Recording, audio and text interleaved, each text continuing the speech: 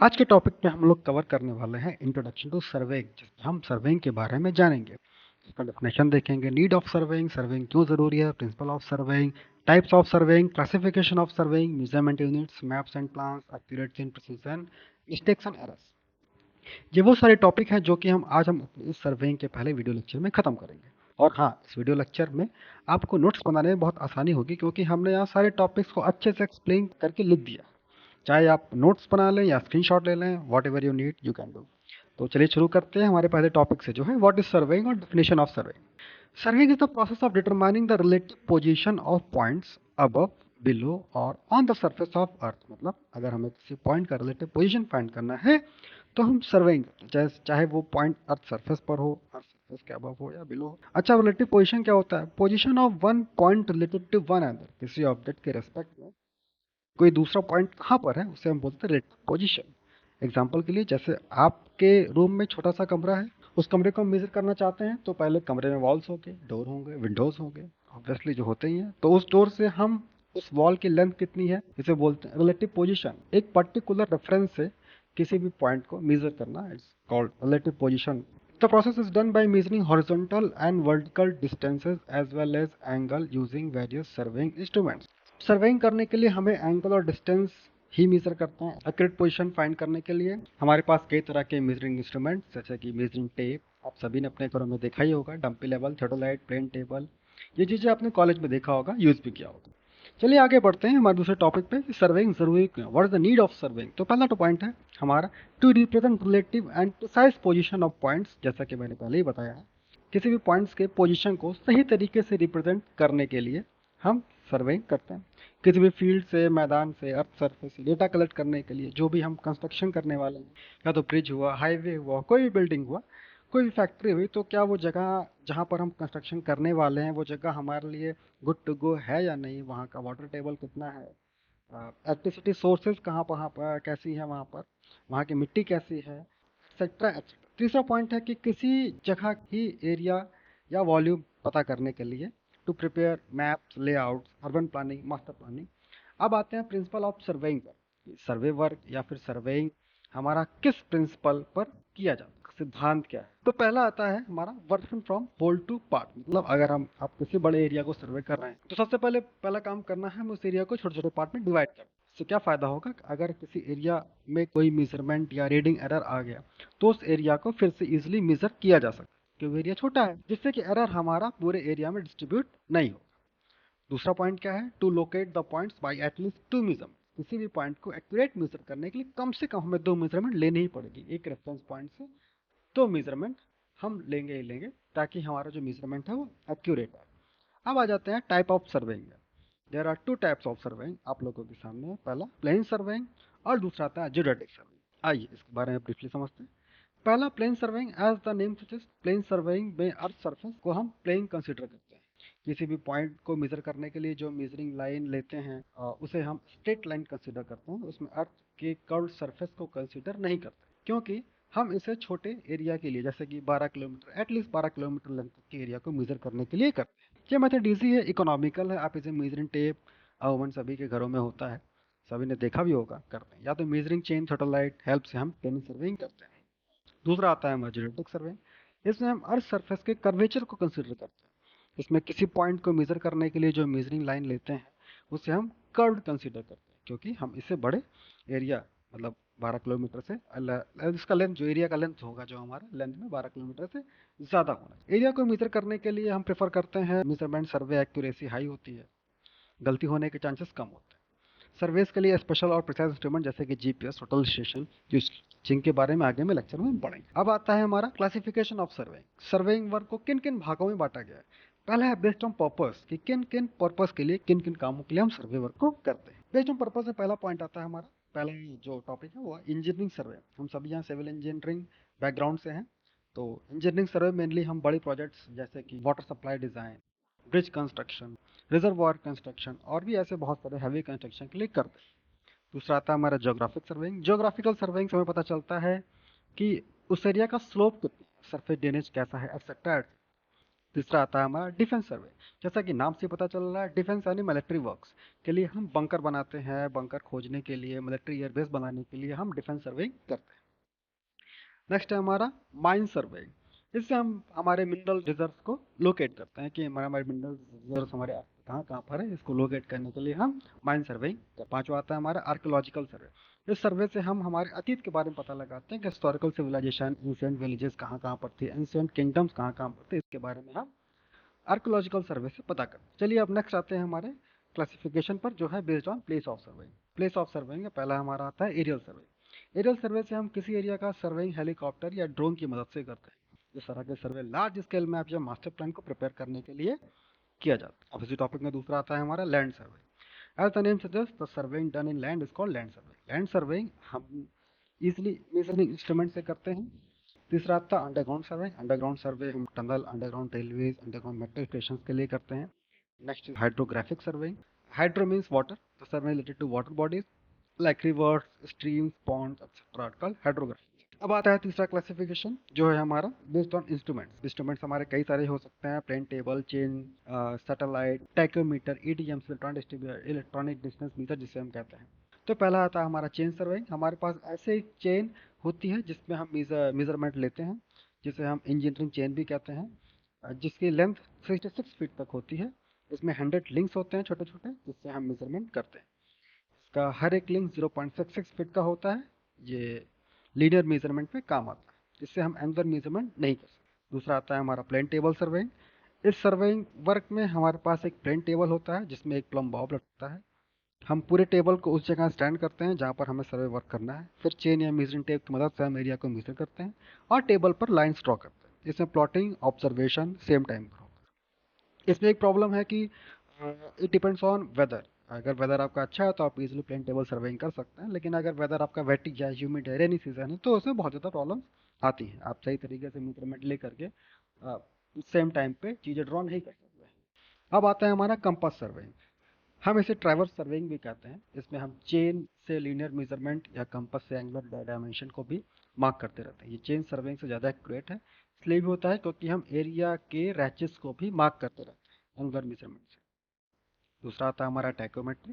कुछ surveying instrument से हम हॉरिजॉन्टल एंगल, हॉरिजॉन्टल डिस्टेंस के साथ वर्टिकल एंगल, वर्टिकल डिस्टेंस भी मेजर करते हैं। अब आता है हमारा ईडीएम, इलेक्ट्रॉनिक डिस्टेंस मीजर। ये एक छोटी सी डिवाइस होती है जिससे हम मेजरमेंट्स लेते हैं। इससे हम लोकेशंस, लेवल्स, स्लोप एंगल्स हम सब कुछ मेजर करते हैं। अब सैटेलाइट सर्वे। सैटेलाइट सर्वे हम जीपीएस एंड रिमोट सेंसिंग से करते हैं, जिससे इसके बारे में हम आगे लेक्चर्स में पढ़ेंगे। सेकंड लास्ट हमारा है टोटल स्टेशन सर्वे। इसमें हम जो इंस्ट्रूमेंट यूज करते हैं उस टोटल स्टेशन कहते हैं। उससे हम एक इसमें एक इंसान टोटल स्टेशन में एक टेलीस्कोप होता है जिसे हम टोटल स्टेशन कहते हैं। टोटल स्टेशन में टेलीस्कोप होता है, कैलकुलेटर जो डेटा को रेट मीजर और कलेक्ट करता रहता है। तीसरा एक रिफ्लेक्टर होता है, टेलीस्कोप से हम पॉइंट पर टारगेट करते हैं जिस पे हमें मेजरमेंट लेना है। ईडीएम या उस डिस्टेंस को मेजर करता है। इसी ईडीएम में एक लेजर बीम होती है जो कि टारगेट को हिट करता है और रिवर्ट बैक होती है जिसमें डिस्टेंस मेजरमेंट होती है। ये बेसिक्स है, आगे के लेक्चर में हम इसको डिटेल में पढ़ेंगे। ओके चलिए, नेक्स्ट है हमारा ट्रायंगुलेशन सर्वे। इस सर्वे में एज द नेम सजेस्ट हम एरिया को ट्रायंगल की तरह डिवाइड करते हैं। ओके, फिर हम ट्रायंगल के बेस लाइन और एंगल को मेजर करते हैं। बाकी के लेंथ को कैलकुलेट करने के लिए सिंपल जो हमारे ट्रायंगल के फॉर्मूलाज होते हैं उसे हम use. Now coming through our next topic which is measurement units. Measurement units के बारे में जानना बहुत जरूरी है, क्योंकि आप मेजरमेंट ले रहे हैं तो फिट इंच, मीटर, किलोमीटर के बारे में पता होना चाहिए। अदरवाइज आप मेजरमेंट कैसे लेंगे? आपको अगर आपको कोई मेजरिंग टेप भी पढ़ना है तो उसमें फीट में होता है, मीटर में होता है। जब आप चीज़ों को जानेंगे नहीं तो आप पढ़ेंगे कैसे? चलिए शुरू करते हैं। जैसा कि हम सभी जानते हैं, बेसिक मेजरमेंट यूनिट्स होती है 1 मीटर। मीटर के बारे में सबने सुना होगा। 1 मीटर में 100 सेंटीमीटर होता है। एक चेन में 20.116 मीटर होता है। एक फुट में 0.3048 मीटर होता है। एक यार्ड में 3 फीट होता है। एक एकड़ में 4046.85 स्क्वायर मीटर होता है। एक स्क्वायर फुट में 0.0929 स्क्वायर मीटर होता है। एक इंच में 0.0254 मीटर होता है। ये बेसिक मेजरिंग यूनिट्स हैं which we can use in our survey work. अब आते हैं अपने अगले टॉपिक पे, जो है मैप्स एंड प्लान्स। सर्वे पढ़ रहे हैं तो मैप्स प्लान्स के बारे में जानना बहुत ज़रूरी है। सबसे पहले मैप्स के बारे में पढ़ेंगे। मैप क्या होता है? Map is a symbolic representation of selected characteristics of places drawn on a flat. Flat surface means plain paper. किसी पर्टिकुलर प्लेस के कैरेक्टरिस्टिक्स को जब हम किसी बड़े एरिया का मैप आउट करते हैं तो उसमें स्ट्रक्चर्स होते हैं, roads, factories, water bodies, buildings, parks etcetera. इन्हीं सारी चीज़ों को रिप्रेजेंट करना फ्लैट सरफेस पे मैप कहलाता है। उसमें हम बड़े एरिया को छोटे स्केल से रिप्रेजेंट करते हैं। एग्जाम्पल के लिए किसी बड़े शहर का मैप, जैसे map of Delhi, map of Lucknow को अगर हमें मास्टर प्लान जब लोकेट होता है तो उसको हम पेपर में ड्रॉ करते हैं, पेपर में ड्रॉ करते हैं कई तरीकों से, तो इसमें मैप कहते हैं। अब आते हैं प्लान पर। Plans are set of drawings or two-dimensional diagrams, 2D diagrams, used to describe place or object or a comprehensive blueprint detailing the layout, design and development of a construction project. Plans 2D diagram होते हैं। इसे भी हम plain paper पर draft out करते हैं। किसी project को शुरू करने से पहले प्लानिंग के लिए प्लान हॉरिजॉन्टल डिस्टेंस डायरेक्शन को शो करते हैं। एग्जांपल के लिए plan of a house, plan of factory, plan of warehouse. अगर हम कोई घर बनाने चाहते हैं तो जैसे आर्किटेक्ट के पास जाते हैं, आर्किटेक्ट आपको एक प्लान देता है कि हाँ आपके बेडरूम का साइज ये रहेगा, आपके बेडरूम को वास्तु के हिसाब से यहाँ रखते हैं और टॉयलेट यहाँ पे होना चाहिए, टॉयलेट की ये साइज होगी, उसे हम प्लान बोलते हैं। नाउ नेक्स्ट थिंग आता है scale of map. Scale is the representation of ratio of line on the map to the length of same line on the ground. Scale क्या होता है?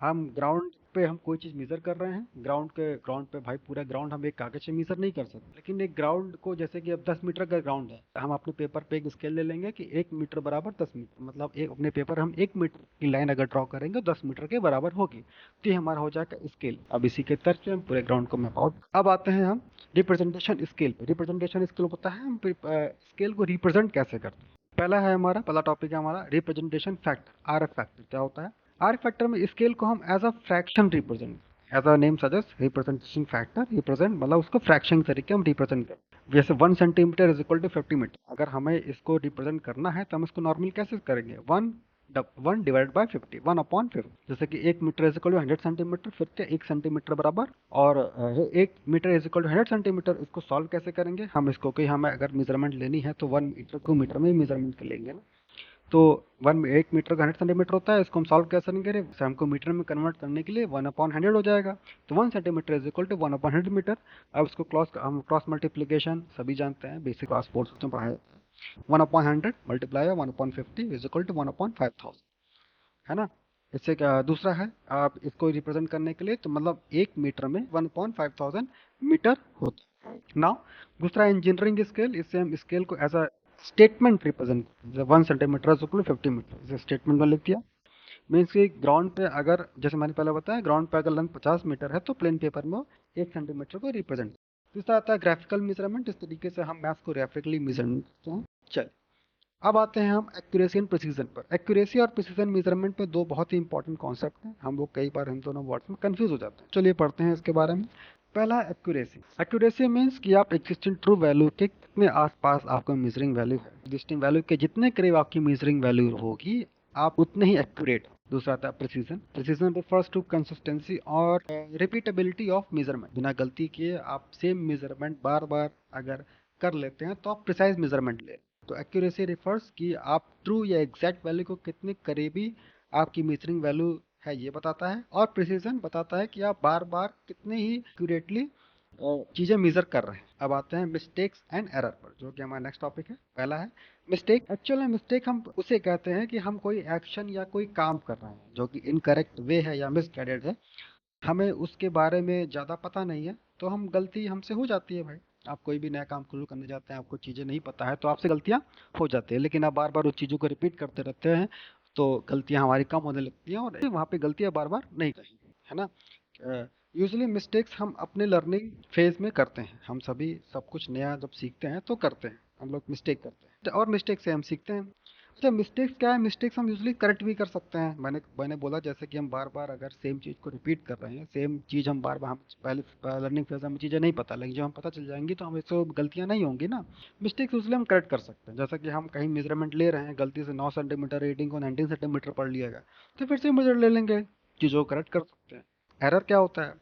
एरर यूजली तब होता है जब हमारा इंस्ट्रूमेंट में एरर हो। भाई जब हमारा इंस्ट्रूमेंट ही गलत है, वो 9 को 19 बता ही रहा है, तो हम उसको सही नहीं कर सकते हैं। उसको सही करने के लिए हमारे पास प्रोफेशनल्स होने चाहिए। चेन की लिंक टूट गई या फिर कोई बात नहीं, क्या क्या आपने किसी को मेजरमेंट करने दिया कि हाँ भाई चलो ठीक है चेन से मेजरमेंट कर रहा हूँ, गलती से उसकी चेन की लिंक टूट गई, उसने एक लिंक को तोड़, उसने जो टूटे हुए लिंक को फेंक दिया, लिंक को चेन को फिर से लिंक अप कर दिया, तो हमारा एक लिंक कम हो गया, हमारे चेन की पूरी मेजरमेंट कम हो गई, फिर वो चेन कम ही नापेगा। इसे बोलते हैं एरर। अब आते हैं एरर के क्लासिफिकेशन। पहला है सिस्टमैटिक एरर्स। अगर हम मल्टीपल मेजरमेंट करते हैं तो अगर हमारे इंस्ट्रूमेंट में कोई एरर है तो बार बार हर बार वो रॉन्ग मेजरमेंट ही करेगा।